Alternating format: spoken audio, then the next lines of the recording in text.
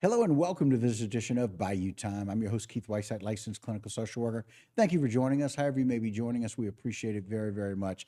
And it's one of those times of the year when we always think about taking care of ourselves, but maybe, just maybe, we need to think about taking care of those pets or blessing your house with a pet that they don't quite yet have.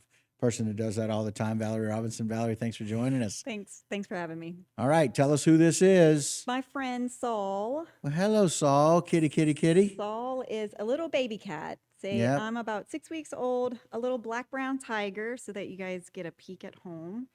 Little Oh black brown my. tiger with a little pudgy belly. Beautiful. So Saul is one of the kittens that we have up for adoption at the animal shelter. Right. As we always have many, just like you alluded Right. to, we Right. always are very, very busy with kittens and puppies that need homes. And I say kittens and puppies.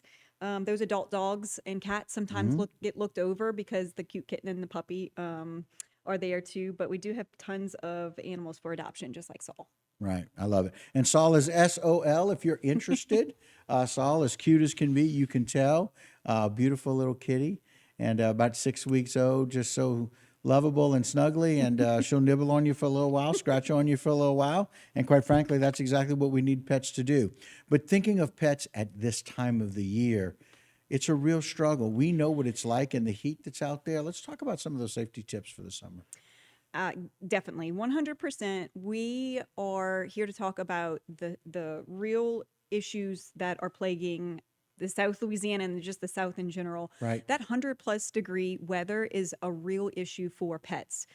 We are seeing animals, dogs go into heat stroke, Hmm. because even after, a few minutes of being outdoors, they're just not able to handle that heat. And So they're I'm not equipped. So dogs and cats that normally stay inside of your home and just go outside, maybe to use a restroom or go outside for a short walk, this heat's really affecting and impacting them a great deal. 100%. We are seeing cases constantly come across that show, 5 minutes outside, 10 minutes outside. In this heat, it's like walking into an oven. You and I Right. know that walking Right. into an oven. For them, they're just not used to it, especially if they live indoors. And we've seen dogs that live outside that are still, not used to it. Right. So some of And the things that we encourage people to do is put an extra water bowl or a bigger water bowl outside when they are outside right. exercising and using playing and whatnot. They will overheat very quickly, so having water, extra water, available. Also, when you're walking your dog, honestly, don't walk the dog when the sun is out at this Right. point. It's just too hot. The asphalt, especially asphalt and that concrete, it's just too hot, period. It can burn their paws. It It can can, and burn. and dogs' paw pads are so sensitive, Hmm. that that's just one of the things that we're telling people. Just don't walk the dog at all right now. Right. And if you are walking while the sun is, do very, very early in the morning or very, very late at night, right after the sun has kind of gone down. But Right. definitely, to be mindful of that, and definitely don't walk on, that the asphalt. Yeah. And again, you mentioned the shade and the water. Keep them shaded. And, quite frankly, if you've got people that have dogs that are locked up outside, find a way to talk with them about bringing them in. Exactly. Just if And you have a dog, take care of 'em. Our cat, take care of 'em. our animal control team has been on high alert and constantly educating people.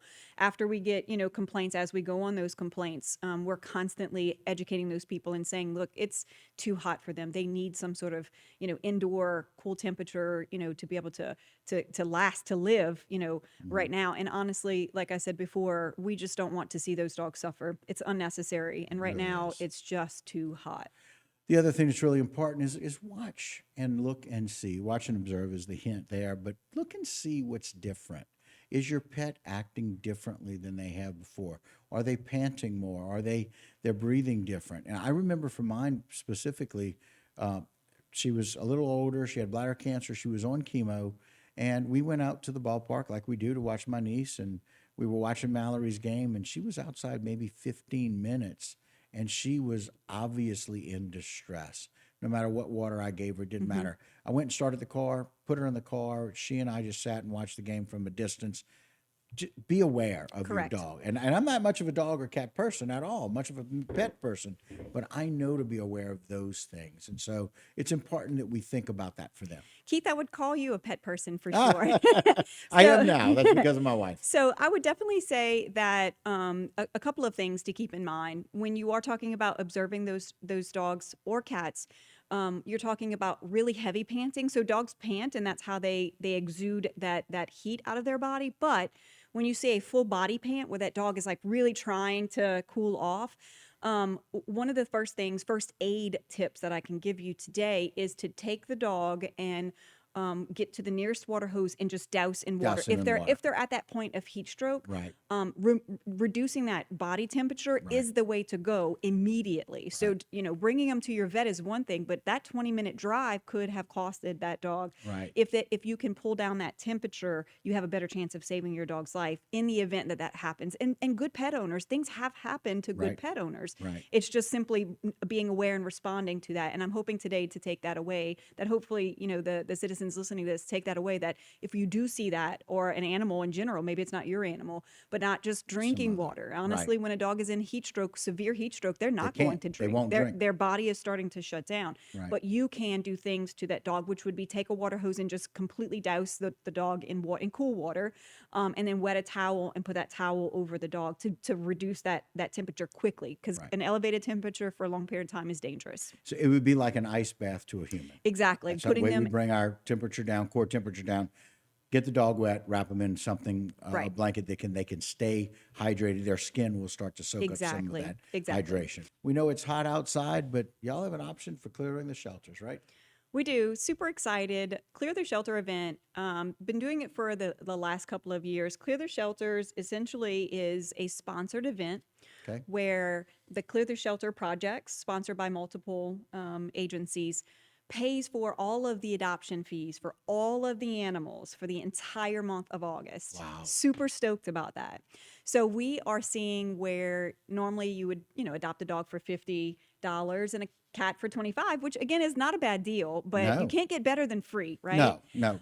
So one thing that I'd like to dispel right off the bat is people think their immediate reaction sometimes when they hear free is that, oh man, the worst people are going to show up at the shelter.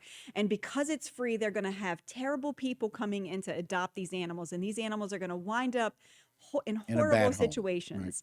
And I'm here to say that I love data, right? And data tells us that we're not seeing that. And year after year, and all of these events that we've had, we don't see that tons of animals are going to awful homes. What we're seeing is people are taking advantage of that, Right. using the money that they would have spent on the adoption fee and go to PetSmart, Petco, Tractor Supply, whatever, and they'll buy an extra bed or Right. whatever.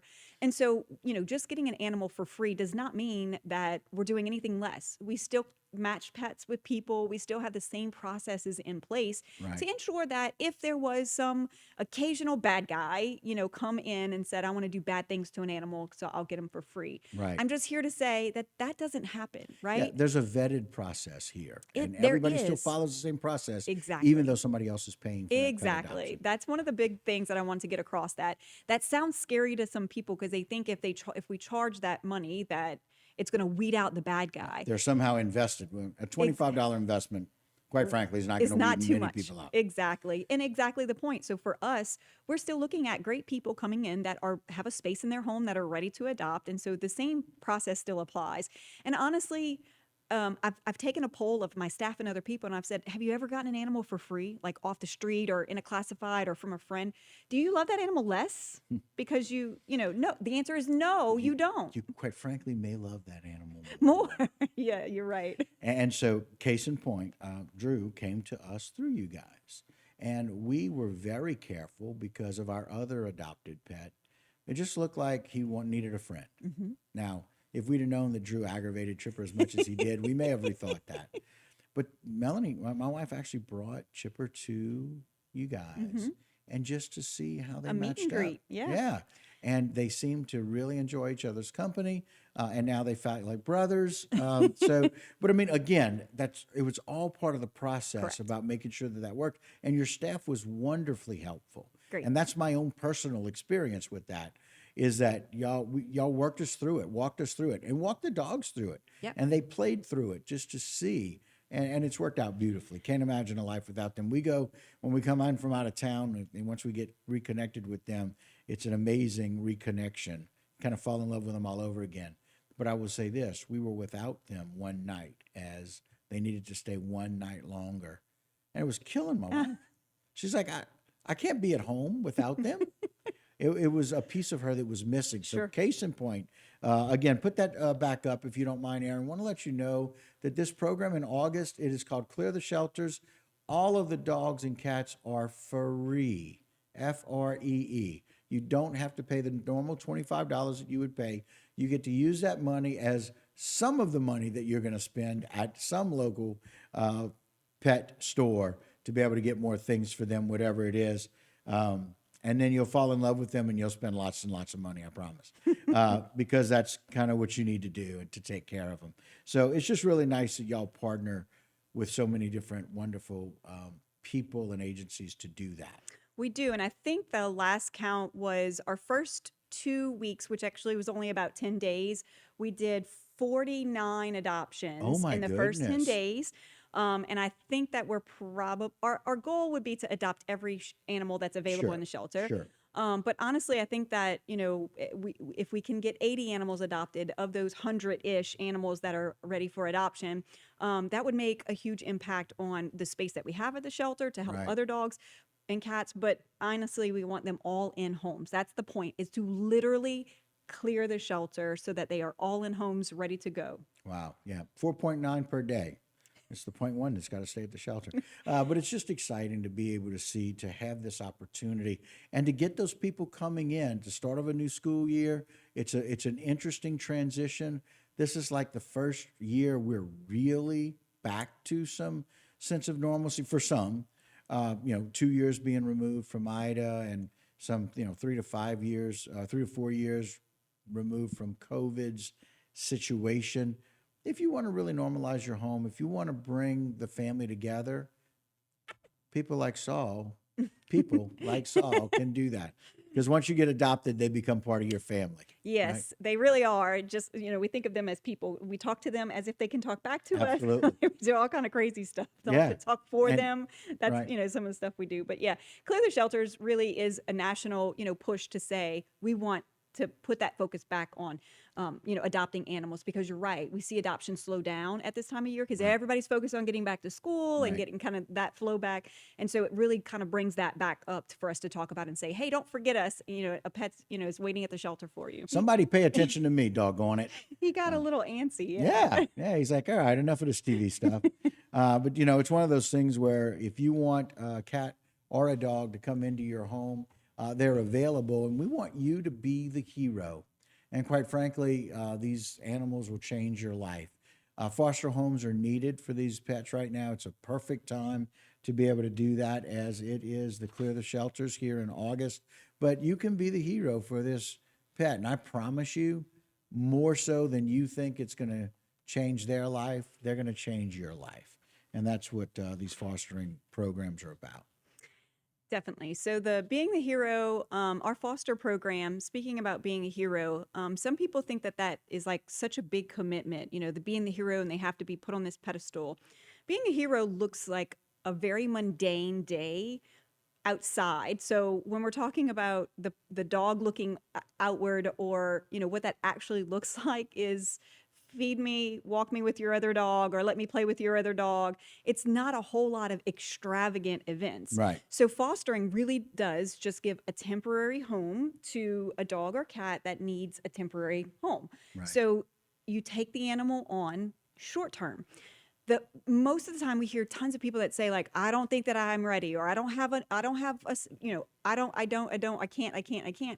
But the reality is most people can do it for just a little while, to Right. say, like, I think I can do a week. Right. Sometimes we have transports where we fly animals out to other shelters and other organizations that have waiting lists for animals. I know that's mind blowing in It itself. is. But it But happens. sometimes they need to catch a flight in 10 days and they need to get out of the shelter to make those 10 days to be able to make the flight. So that's what fostering looks like, is just hanging on to an animal for 10 days. You feeding it, giving it water, the same amount of time that you would spend on your pet, right? Right. So there's not a whole lot of commitment. The other bonus is our foster program. We have tons of donated supplies that we give to that foster home. So they're not out of pocketing very much at all. Right. Food, litter box, whatever might be needed to take care of that pet. So even if they don't have a pet currently in their home, they're not going out and spending $200 to start up and whatnot. Yeah. So we do have, there's a lot of benefits to that. Really, we just need your Right. time and love that you Right. can, give to that animal.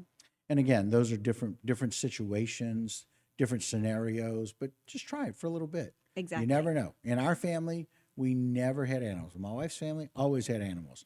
Now, most of us, all of the kids, are pet people except for my sister, because of what we've learned about marrying into families that know the value of that. Let's talk about a sleepover. We talked about coming out and getting a pet. We talked about being a hero and fostering. Let's talk about what it's like to come to a pajama party. Pajama parties are fun, honestly. Who doesn't want a pajama party? I'm Everybody excited does. thinking about pajama parties, right? Snuggling and, hanging out short term. So a pajama party looks like a weekend where you come in on a Friday, or it could be a Wednesday, but you come in on any day and you say, I have a space where I have a weekend of no events going on and I have some time. Or, that might be a week worth of sleeping over. So that looks like coming to the shelter, finding a good match. We usually offer these larger dogs, medium to larger dogs that need out of the shelter Right. for their behavior health, right? So Sure. some dogs are just tired of being in the kennel and they want out. So what happens is in the sleepover, the pajama party, is someone says, look, I can, take on that animal for a couple of nights. And the best case is that the animal gets out of the shelter. People have a blast, right? Because who doesn't Right. love a pajama party? Correct. And we get information about the animal that's helpful to an adopter. So we will say, look, he went on a sleepover and that sleepover, foster home said that he loves this, this, and this, and he really doesn't like this. So that helps us match Gotta people and gather. pets, which is our number one priority when we're doing adoptions, not just to throw it in a home, but to Right. match it so that it's a good long-term match. So And we so have- for us, we are always looking for more information on the animals. So a sleepover is like the perfect thing to do. Right. I love it. And again, I'm going to put that flyer up back one more time, Aaron. I just want people to know how they can reach out. If you want more information of any of the things we've talked about today, you can email at animalshelter.tpcg.org, or you can call our local Terrebonne Animal Shelter at 985-873-6709. Now, our last one's Dog's Day Out, Dog's Day Out is very similar. right? It's actually almost identical to a library checking out a library book. So you Okay. come into the library/animal shelter and you check out a dog for a very short term. It's the day. So that might be, hey, I have a lunch break and I have nothing to do. Swing by the animal shelter, check him out, and bring him to, McDonald's for, grab a cheeseburger, or bring him Go to to the dog park. park. Go bring him to the park for a few minutes. Let him hang out with you in your car, while you, run some, do some things. I say hang out in your car. Just don't Yeah. leave it in the car. Don't leave them But in the don't car. leave It's them in too the hot. car. But like Right. if you're gonna, run by and pick up something or whatever, like just having the dog outside of the shelter gives the same benefit that we just talked about, but it's even shorter of a commitment. So we Right. went from like longer commitments to super Shorter short. commitments. So they can come in, check out a dog and say, I'd like to see, how this dog does. Right. And that could really, to be honest, the biggest benefit that we have found is that not only are these people heroes in our books, that they're giving some time out of the cage to that dog, but what we're getting is advocates. We get advocates for that dog that's now attached to that dog and Right. says, I want to find this dog a home. So Right. who better than to advocate for the animal than the person who Right. spent some time with them. So now we have advocates for those animals with this program. And quite frankly, I've never met any pet that when you say, do you want to go for a ride? They're not already clamoring to get in the vehicle. And that's wonderful. Valerie, some wonderful programs. Thank you for what y'all are doing to make sure that you keep our pets safe and keep them in homes where they need to be. We appreciate it. Thanks. All right, guys, and that'll do it for us right here on Bayou Time. Don't go anywhere. A lot more local programming right here on HTV.